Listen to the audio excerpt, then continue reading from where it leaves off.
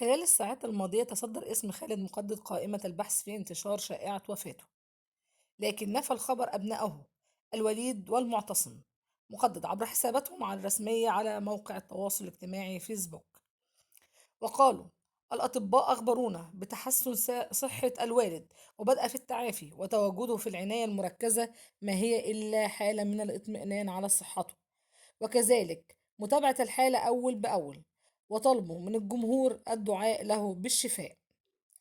تعالوا نتعرف شوية عن خالد المقدد. هو مؤسس ومدير قناة طيور الجنة، ولد في الكويت، يحمل الجنسية الأردنية. أسس فرقة طيور الجنة عام 1994 في عمان.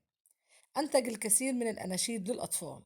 افتتح خالد قناته الفضائية 25 يناير 2008، وتم اختيار الاسم نسبة إلى الفرقة الفنية التي تحمل نفس الاسم، وهو المدير العام للفرقة أيضا. خالد متزوج من مروة حماد وأنجب منها 6 أبناء، هم: الوليد، المعتصم بالله، جنى، جاد، إياد، سند.